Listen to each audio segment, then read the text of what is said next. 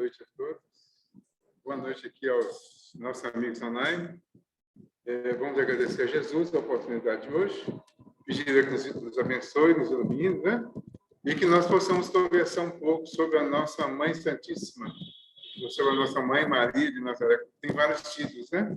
Que a gente fique à vontade para escolher o título que seja mais adequado para a nossa situação. Bom, nós temos hoje quase um desafio, porque temos uma lição grande para ser resumida. Mas a lição grande é uma história resumida de uma parte da vida de Maria, contada pelo Humberto de Campos, o irmão Giz. Eu tomei a liberdade, peço licença a ele e a todos, né, de acrescentar algumas partes que a gente tem em dezembro. Dezembro é mês do nascimento de Jesus. O primeiro envolvimento de Maria com Jesus e com a humanidade foi no momento em que Jesus estava preparado para nascer. Então, eu queria pegar essa parte inicial e, se alguém quiser colocar alguma coisa, acrescentar, perguntar, nem sempre eu vou capaz de não saber responder, mas fique à vontade. Tá? O primeiro momento que eu entendi que houve o início da participação dela foi exatamente o momento da Anunciação. Na Bíblia de Jerusalém está esse subtítulo, a Anunciação. Então, está no capítulo 1 do Evangelho de Lucas, que está dizendo assim, no 6º mês, ou seja, primeiro o anjo Gabriel foi avisar para o Zacarias que o João ia nascer. O João depois virou Batista, né? Depois disso, no 6º mês, o mesmo anjo, o anjo Gabriel, foi enviado por Deus a uma cidade da Galileia chamada Nazaré, a uma virgem desposada com um varão chamado José da casa de Davi. E o nome da virgem era Maria. Se não me engano, essa foi a primeira vez que citou o nome dela. Tá? Entretanto, entrando onde ela estava, disse-lhe, alegra-te, cheia de graça, o Senhor está contigo. Ela ficou intrigada com essa palavra e pôs-se a pensar qual seria o significado da salvação, da saudação. O anjo, porém, acrescentou, não temas, Maria, encontraste graça junto de Deus. Eis que conceberás no teu ventre e darás à luz um filho, e tu o chamarás com o nome de Jesus. Tem um ponto que eu gosto sempre de comentar, que quando o anjo chega, ele diz assim, alegra-te cheia de graça. Mas a saudação romana, na época, era Ave César, por exemplo, né? Então, Ave, e daí surgiu Ave Maria, cheia de graça, o Senhor é convosco. Ou seja, o Senhor achou graça em vós. A Ave Maria surgiu, então, desse trecho aqui, da saudação do anjo. Tá? Aí, o anjo, porém, acrescentou, não temas, Maria, encontraste graça junto de Deus. Eis que conceberá no teu seio e darás à luz um filho, e tu o chamarás com o nome de Jesus. Ele será grande, será chamado Filho do Altíssimo, e o Senhor Deus lhe dará o trono de Davi, seu pai. Ele reinará na casa de Jacó para sempre, e o seu reinado não terá fim. Maria, porém, disse ao anjo, como é que vai ser isso, se eu não conheço homem algum? O anjo lhe respondeu, o Espírito Santo virá sobre ti, e o poder do Altíssimo vai te cobrir com a sua sombra. Por isso, o santo que nascer será chamado Filho de Deus. Também Isabel, tua parenta, concebeu um filho na velhice, e este é o 6º mês para aquela que chamavam de estéril. Para Deus, com efeito, nada é impossível. Disse então Maria, eu sou a serva do Senhor. Em algumas traduções está assim, eis aqui a serva do Senhor. Faça-se em mim segundo a tua palavra. E o anjo a deixou. Então, foram esses os primeiros contatos. Como o anjo usou o argumento de que a Isabel, que era prima dela, já considerada idosa na época, e que ela era considerada idosa, e sendo idosa e não tendo engravidado até o momento, ela era considerada estéril. Então, o anjo usou esse argumento para mostrar para ela como que Deus era poderoso a ponto de conseguir isso. O que ela faz? Aí tem a visitação. Maria vai para as montanhas visitar a Isabel. Pode ter sido uma visita de solidariedade, simplesmente, mas pode ter sido uma visita de confirmação, para ver se a Isabel realmente estava grávida. Né? Aqui tem um ponto interessante para a gente refletir, tá, gente? Não é nenhuma afirmação, nenhuma verdade pronta, não. É porque houve um grande conflito na questão da gravidez. Ela não conhecer o homem, ou seja, não ter nenhuma relação ainda, e daí surgiu o grande conflito de Jesus ter sido ou não concebida através de um ato sexual, e foi considerada Maria virgem, a Virgem Maria permaneceu como título até dela por todo esse tempo, né? Até hoje.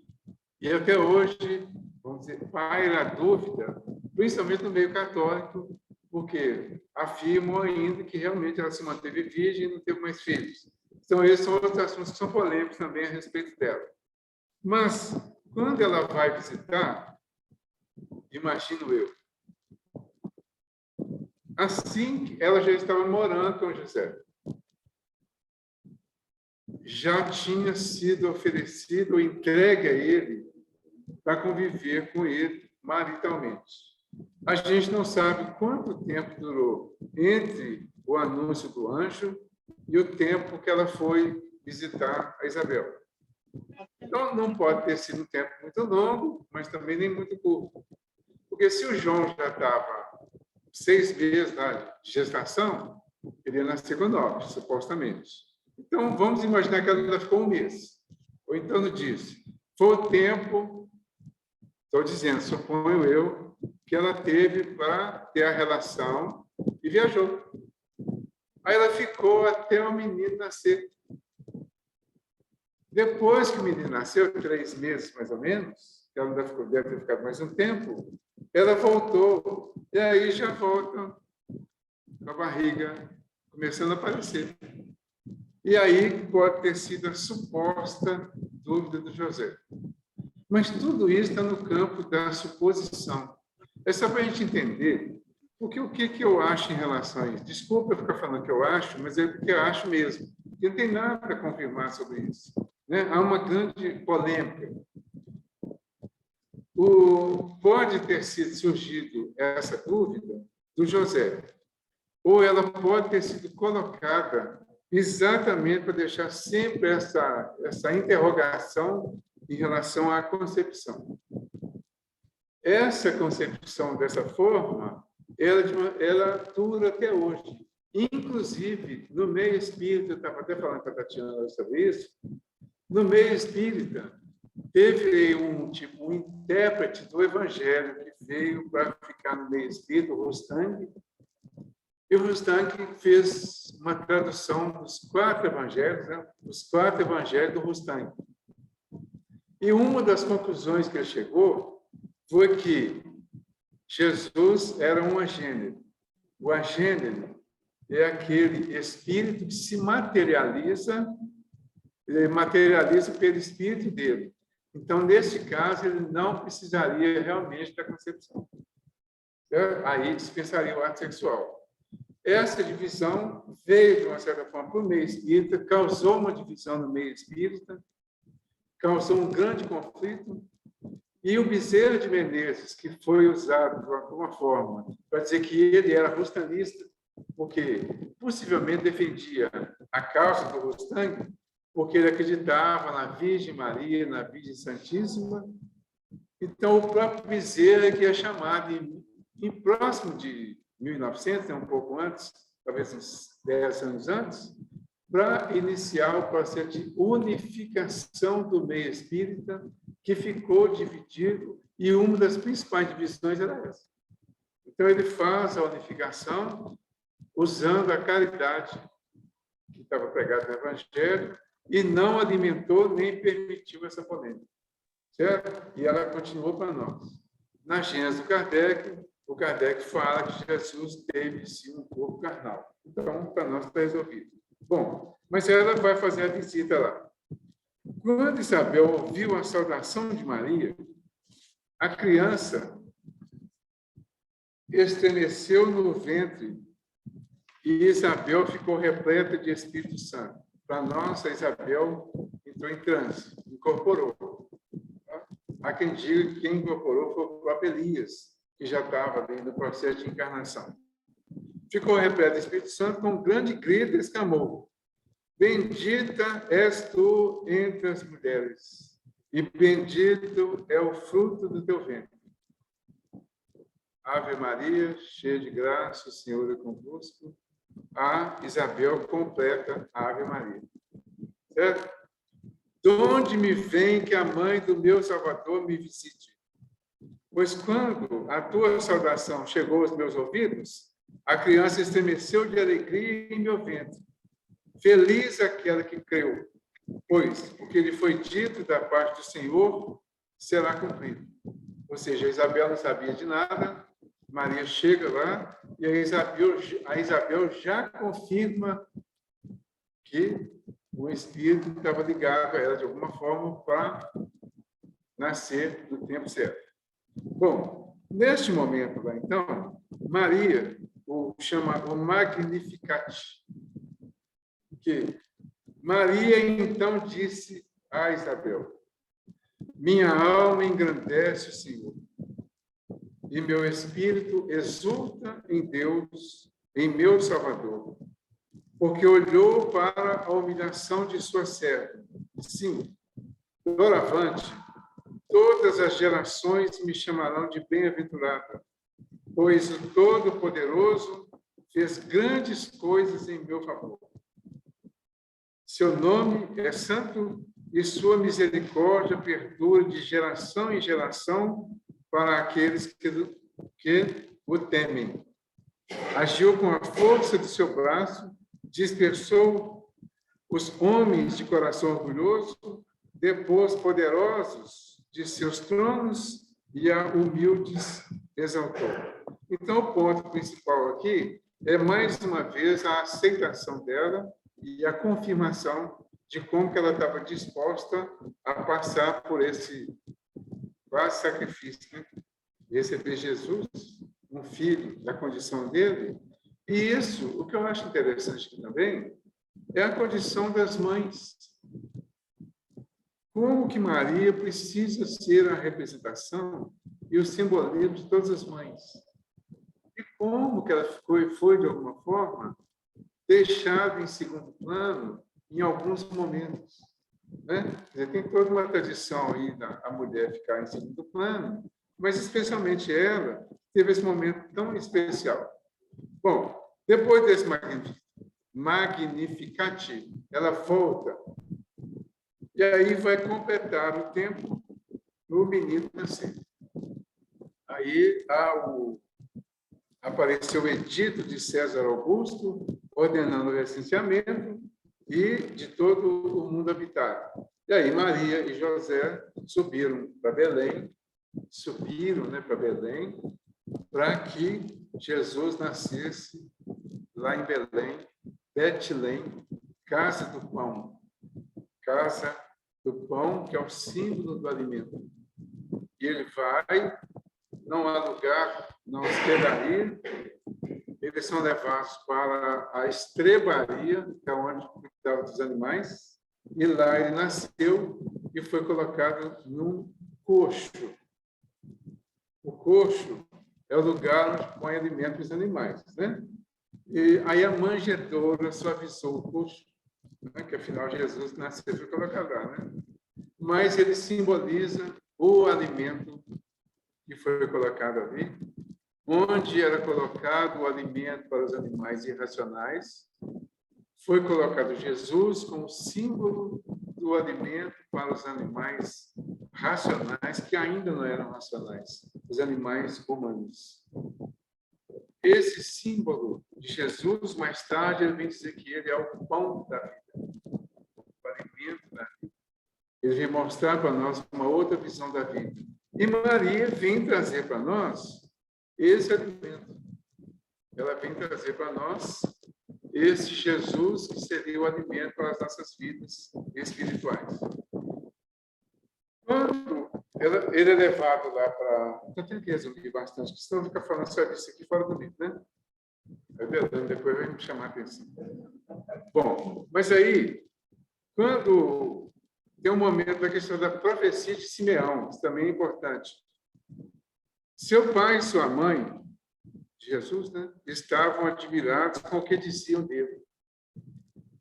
Simeão abençoou-os e disse a Maria, a mãe: eis que este menino foi colocado para a queda e para o soerguimento de muitos em Israel, e como um sinal de contradição. E a ti uma espada transpassará a tua alma. Isso o Simeão profetizou para Maria. Ela não sabia de nada ainda. Para que se revelem os pensamentos íntimos de muitos corações. Cada ano, quando a gente comemora o nascimento de Jesus, a expectativa é de que haja realmente mudanças de comportamento e sentimentos íntimos das pessoas. E todas as gerações de lá para cá, depois desse sacrifício de Maria e o sacrifício de Jesus logo depois, né, que ela participou também, as gerações passam a lembrar do nascimento de Jesus sem ter condições de esquecer a morte. O sacrifício, a cruz, todos os exemplos, todos os ensinamentos que ele deixou. E em cada ano se comemora que nós vamos amadurecendo os nossos sentimentos, que nós vamos nos tornando cada vez mais adultos espiritualmente, mais próximos e mais necessidade sentimos de fazer essa transformação diante do que Jesus deixou como ensinamento para nós. Certo? Então, daí a importância tanto dele como dela, né? Perto da cruz, aí já no final, perto da cruz de Jesus, permaneciam de pé. Isso aqui é uma demonstração de que as mulheres deveriam ter um valor maior ao longo de todos os tempos, porque no final eram 5 mulheres aos pés da cruz e um homem. Perto da cruz de Jesus permaneciam de pé sua mãe, a irmã de sua mãe, Maria, mulher de Cleópas, e Maria Madalena. Jesus, então, vendo sua mãe, e perto dela o discípulo único, a quem amava, disse à sua mãe: mulher, eis o teu filho. E depois disso, disse ao discípulo: eis a tua mãe. E a partir dessa hora, o discípulo a recebeu em sua casa. Então, é aqui que nós vamos partir. Tem outras referências a Maria, mas não são tantas. Ela tem uma participação bem discreta em alguns momentos, inclusive em alguns deles, ele até um pouquinho, na nossa visão, né? Na nossa visão geral, tem momentos que ele foi até um pouco, aparentemente, grosseiro com ela. Nas bodas de Caná, por exemplo, ela chega para ele e fala que o vinho tinha acabado, e ele, diz para ela: o que eu tenho com isso? Né? Só que ela ignorou a resposta dele e mandou que fizessem o que ele mandasse. E ele mandou e eles fizeram. Né? E, em outro momento, quando ele vai, dizem que a mãe dele, os irmãos estão chamando lá fora, e aí ele diz, né? Quem é minha mãe, quem são meus irmãos? Ou seja, tipo, desprezou a mãe. Mas, na verdade, eram ensinamentos específicos que estavam sendo dados no momento em que ela estava presente. Eu estou citando tudo isso para a gente fazer ampliar mais a história, pegar do começo para chegar. Por quê? O irmão X, aqui no capítulo 30 do Boa Nova, ele parte exatamente nesse momento aqui. Então, a partir daqui, ele começa assim, ó, junto da cruz, o vulto agoniado de Maria produzia dolorosa e indelével impressão. Com o pensamento ansioso e torturado, olhos fixos no madeiro das perfídias humanas, a ternura materna regredia ao passado em amarguradas recordações.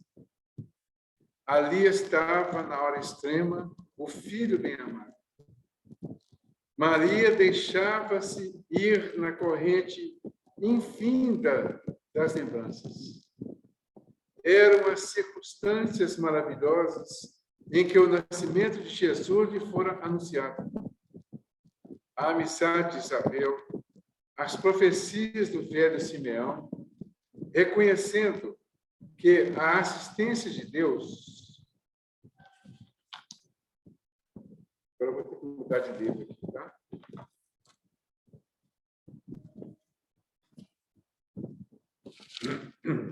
Ele reconhecia que a intervenção da providência celestial... Não, estou errado. Maria deixava-se ir na corrente infinita das lembranças. Eram as circunstâncias maravilhosas em que o nascimento de Jesus lhe fora anunciado. A amizade de Isabel, as profecias do velho Simeão, reconhecendo que a assistência de Deus se tornara incontestável nos menores detalhes de sua vida. Naquele instante supremo, revia a manjedoura na sua beleza agreste, sentindo que a natureza parecia desejar redizer aos seus ouvidos o cântico de glória daquela noite inolvidável. Através do véu espesso das lágrimas, repassou, uma por uma, as cenas da infância do filho estremecido, observando o alarme interior das mais doces reminiscências. Nas menores coisas, reconhecia a intervenção da providência celestial. Entretanto, naquela hora, seu pensamento vagava também pelo vasto mar das mais aflitivas interrogações. Que fizera Jesus por merecer tão amargas penas? Era o questionamento que o irmão X, ou Bete Campos, considera que ela teria feito naquele momento. Então, é exatamente a figura da mãe diante do filho, vivendo uma tragédia, né? Que, na visão geral, o que Jesus viveu foi uma tragédia. Hoje, as mães que têm os filhos que são perseguidos, que são presos, que são maltratados, torturados, às vezes até mortos, por ter cometido ou não algum crime, e às vezes terem sido só suspeitos de crime, e existem muitos casos assim. Então, isso é a representação de Maria para as mães de hoje. É o momento em que a mãe vai rever o filho, analisar toda a história dele, desde o momento da concepção. Independente de ser Jesus, independente de ser anunciado pelo anjo, ela representa as mães que estão nessa situação, que viveram uma situação, que tiveram uma situação de perda de filho, e muita gente diz que uma das maiores dores é a da mãe em relação à perda de um filho. Se o primeiro exemplo de guia e modelo para a humanidade foi Jesus, passando por tudo que ele passou, a gente poderia dizer que Maria seria o segundo maior exemplo para a humanidade. Então, seria duas situações, dois espíritos muito elevados, em condições diferentes naquele momento ali, em termos de personalidade, mas com individualidades espirituais muito avançadas. E na condição que ela viveu tudo aquilo, e na relativa tranquilidade que ela passou, ela só pode se deixar para nós como exemplo. Eu queria acrescentar mais uma coisa, porque a Igreja Católica, eu diria assim, que ela honrou muito bem a situação de Maria e chamou a atenção muito bem para a situação dela. Então, a oração, a Ave Maria, Santa Maria, pegaram, né? E estão bem de acordo com o relato bíblico. As homenagens todas, e daí surgiram aquelas homenagens católicas a Maria.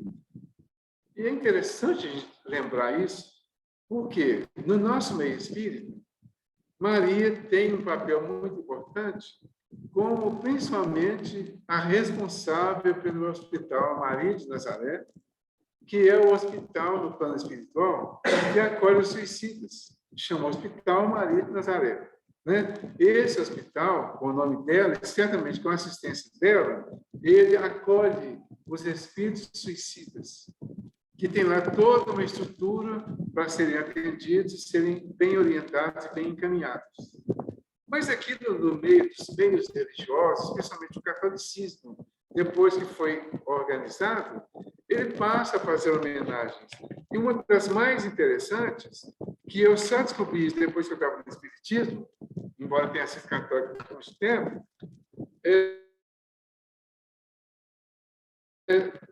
eu sei que muita gente já rezou o terço, né? Vocês já rezaram o terço? Tá, né? Você sabe quantas Ave Maria tem no terço? Quantas Ave Maria tem no terço? Hã? São 53. Houve umas mudanças agora, recentes, que eu não sei o que é, mas o livrinho que eu tenho aqui, que é de 1500 e pouco, mais ou menos, esse livrinho fala assim: o rosário foi a forma encontrada para homenagear a Maria. O rosário. Fala assim: toda pessoa humana gosta de receber presentes, gosta de receber elogios, sente-se bem quando alguém lhe dirige uma palavra de amor.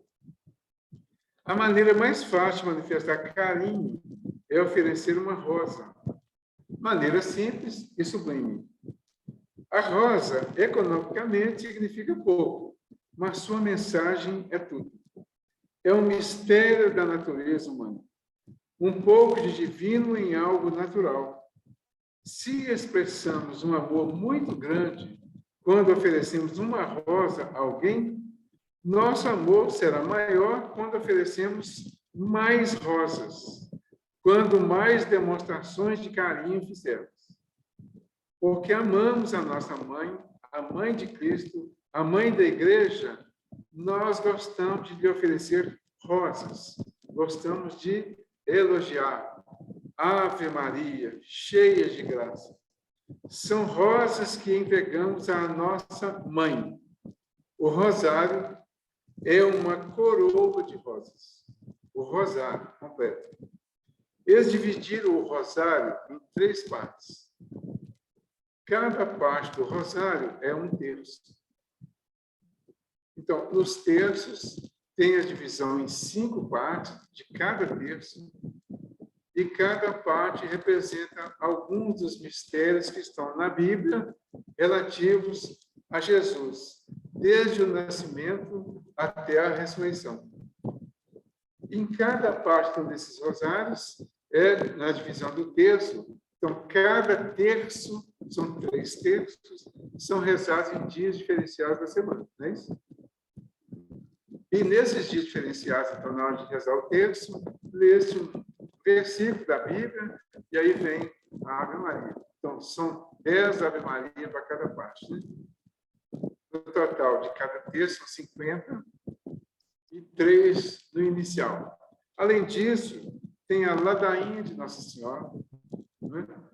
A ladainha, tem as orações todas que colocam na coisa.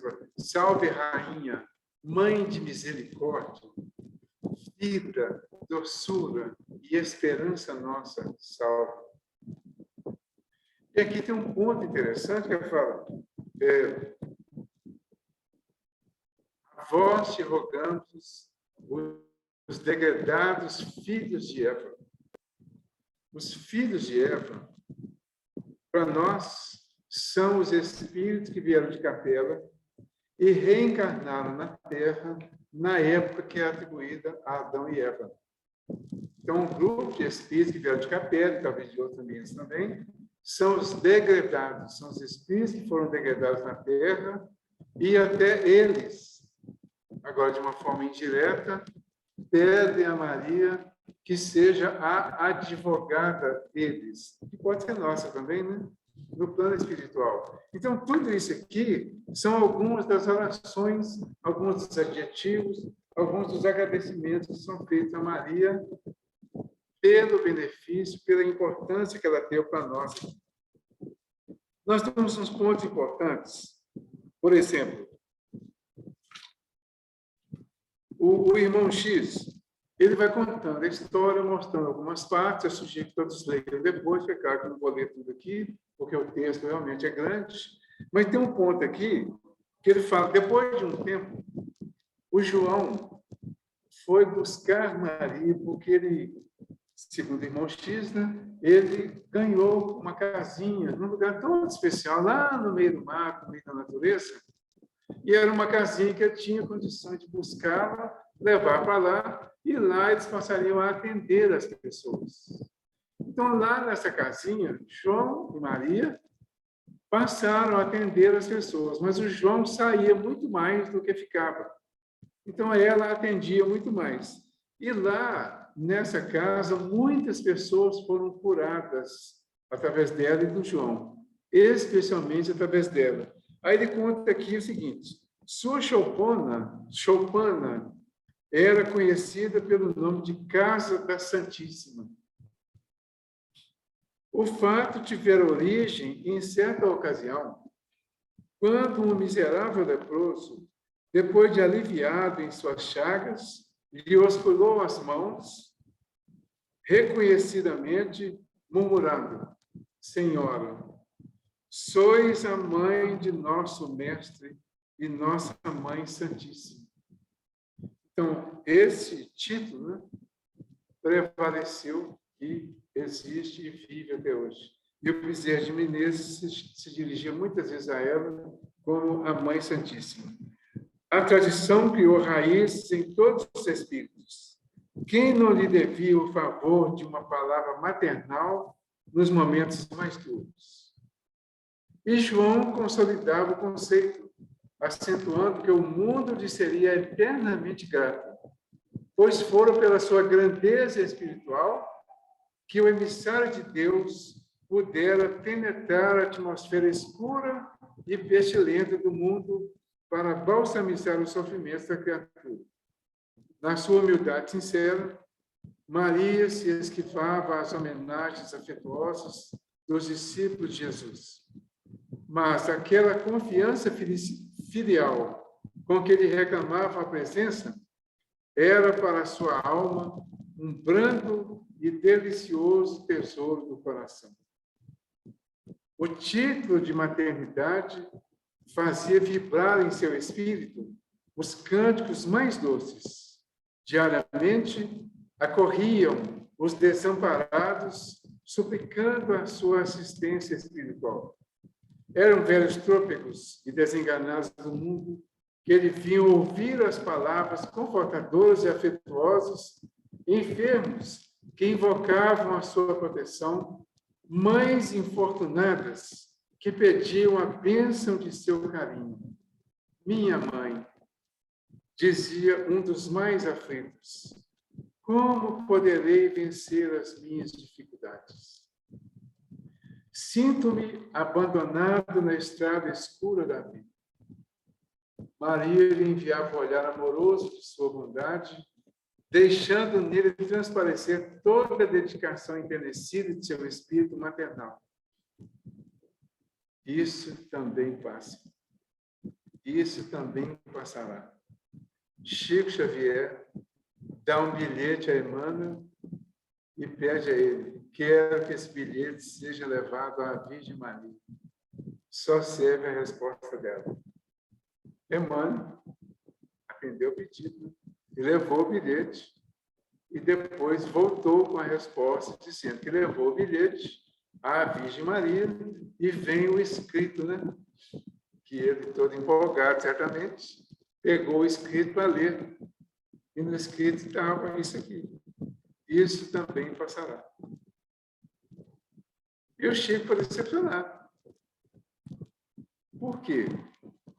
Ele queria, como todos nós, em alguns momentos, nós dizemos aos espíritos, nos dirigimos aos espíritos, querendo que eles deem uma solução para as coisas nossas. Mas os espíritos superiores não fazem isso. Eles não dão solução para os nossos problemas. Eles dão força, dão dicas para que nós busquemos a solução para os nossos, porque são nossos. É a solução das nossas dificuldades que vai nos ajudar a crescer. Se nós não buscarmos essa solução por nossa conta e deixarmos por conta dos espíritos, nós perderemos a oportunidade do crescimento. Ela dá essa resposta. Isso também passa, dizia ela carinhosamente: só o reino de Deus é bastante forte para nunca passar de nossas almas, como eterna realização do amor celestial. Seus conselhos abrandavam a dor dos mais desesperados, desanuviavam o pensamento obscuro dos mais acabrunhados. Em um momento, ela recebe uma notícia de que um período de dolorosas perseguições se havia aberto para todos os que fossem fiéis à doutrina de Jesus. E alguns cristãos começaram a passar por perseguições. Foram banidos de Roma, traziam a Éfeso, onde ela morava, as tristes informações. Em obediência aos éditos mais injustos, escravizavam-se os seguidores do Cristo. Destruíam-se-lhes os lares, metiam-nos a ferros nas prisões. Falava-se de festas públicas em que seus corpos eram dados como alimento a feras insaciáveis em horrendos espetáculos. Então, num crepúsculo estrelado, Maria entregou-se às orações como de costume, pedindo a Deus por todos aqueles que se encontrassem em angústias do coração por amor de seu filho. Então, lá na sua casinha afastada, lá na montanha, junto à natureza, ela entra em oração, pedindo por essas pessoas. E, embora a solidade do ambiente, não se sentia só. Uma como força singular lhe banhava a alma toda. Aragens suaves sopravam do oceano, espalhando os aromas da noite, que se povoava de astros amigos e afetuosos, e em poucos minutos a lua plena participava igualmente desse concerto de harmonia e de luz. Enlevadas nas suas meditações, este ponto aqui eu acho que tem que ler tudo. Quem sou eu para resumir isso, né? Enlevada em suas meditações, Maria viu aproximar-se o vulto de um pedinte. Minha mãe, exclamou o recém-chegado, como tantos outros que recorriam ao seu carinho. Venho fazer-te companhia e receber a tua bênção. Maternalmente, ela o convidou a entrar, impressionada com aquela voz que lhe inspirava profunda simpatia. É bom a gente lembrar e comentar até da importância do como nos dirigir para pedir. Então, este momento aqui nos traz essa lição de como pedir, de como nos dirigir às autoridades espirituais para fazer os nossos pedidos, né? O cuidado, o respeito e o próprio pedido. não vai adiantar pedir para resolver as nossas dificuldades. Mas, com certeza, a oração ela é extremamente importante, porque a oração é o nosso momento de elevação a Deus, de elevação a esses espíritos iluminados que nós acreditamos que estão muito acima da nossa realidade física, nos dirigir a eles, porque, com certeza, na sintonia com eles, vão nos instruir de como nos comportar espiritualmente para encontrar as soluções daquelas dificuldades que estamos vivendo. Hoje, nós já sabemos aqui que a vida não apresenta problemas para nós. A vida apresenta para nós fatos que são necessários para a nossa evolução.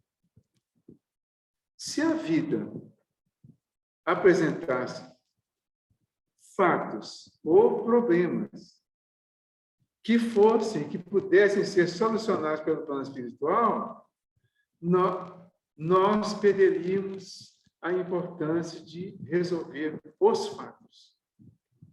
O fato que chega para nós, ele chega como fato, como acontecimento natural, porque está dentro da necessidade do nosso processo de evolução. Então, ele vai ser natural dentro disso.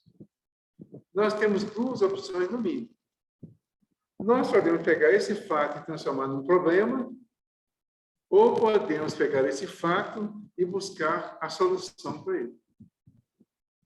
A escolha é de cada um de nós, é o livre-arbítrio. Né? Na maioria das vezes, nós pegamos o fato, transformamos num problema e oferecemos o problema para Deus, para Jesus ou para algum espírito para resolver para nós. Tá? E eles devolvem a solução.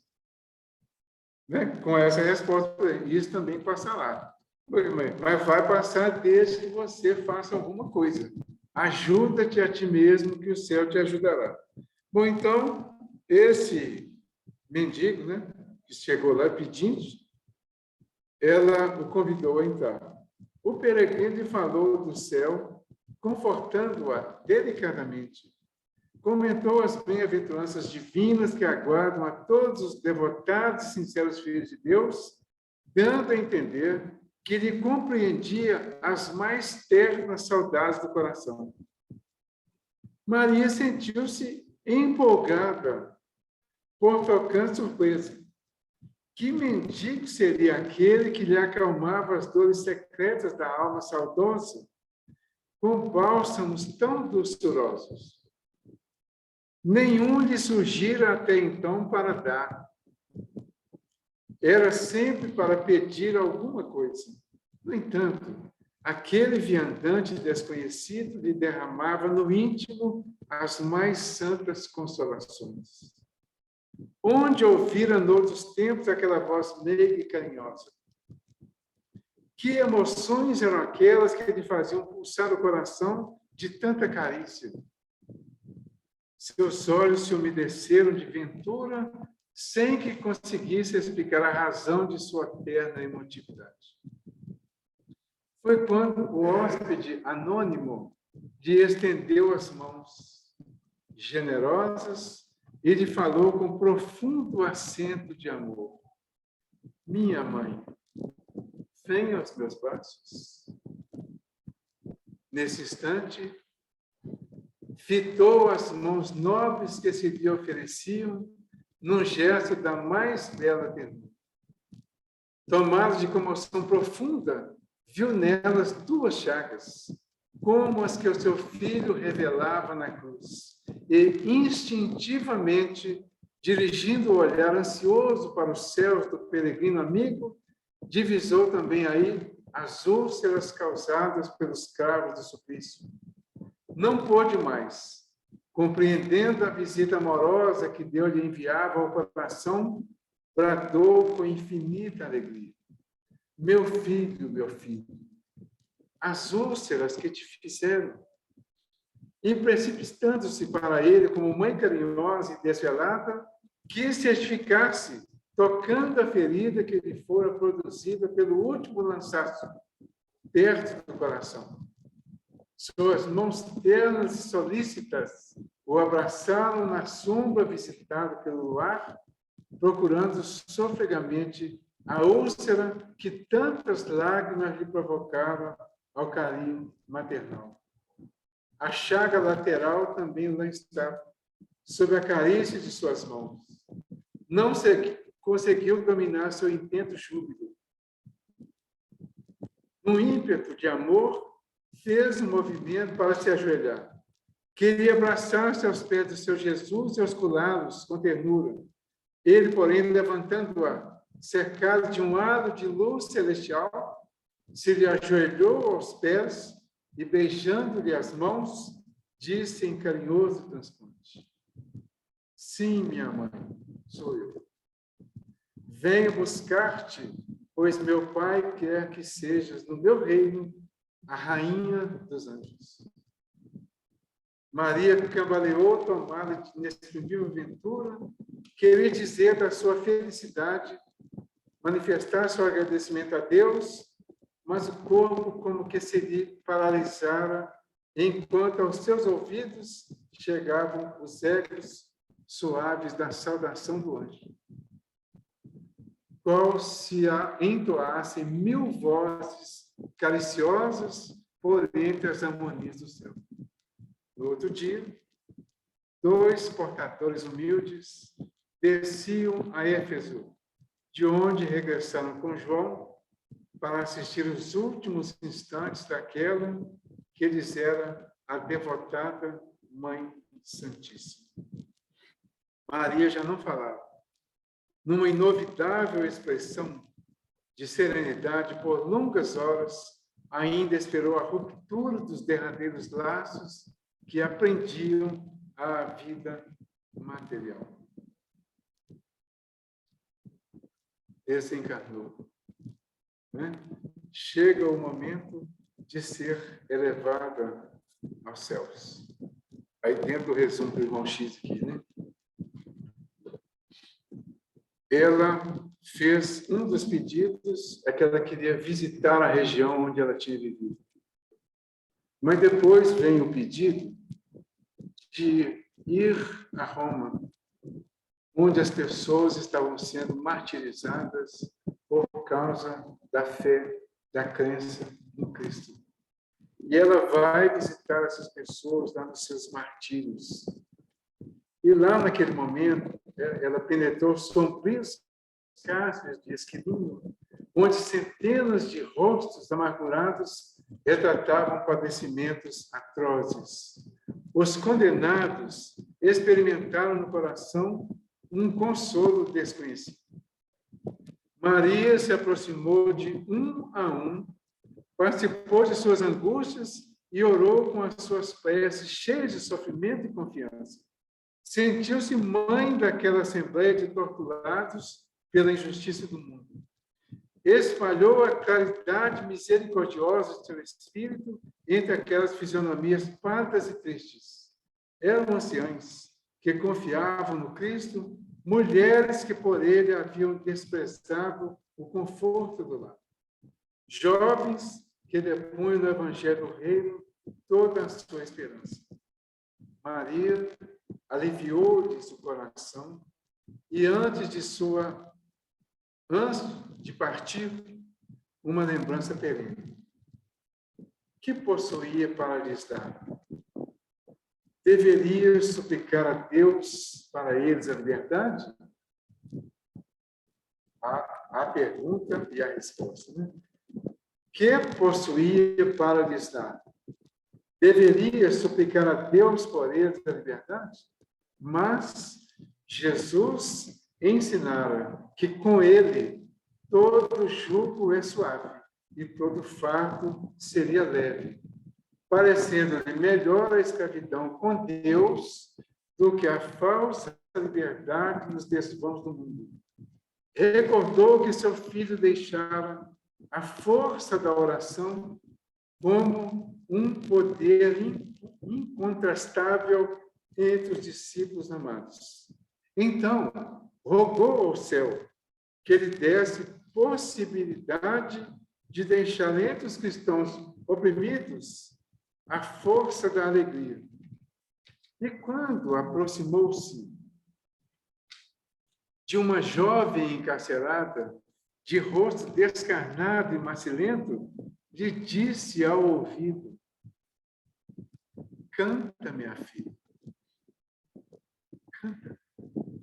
Tenhamos bom ânimo, convertamos as nossas dores na terra em alegrias para o céu.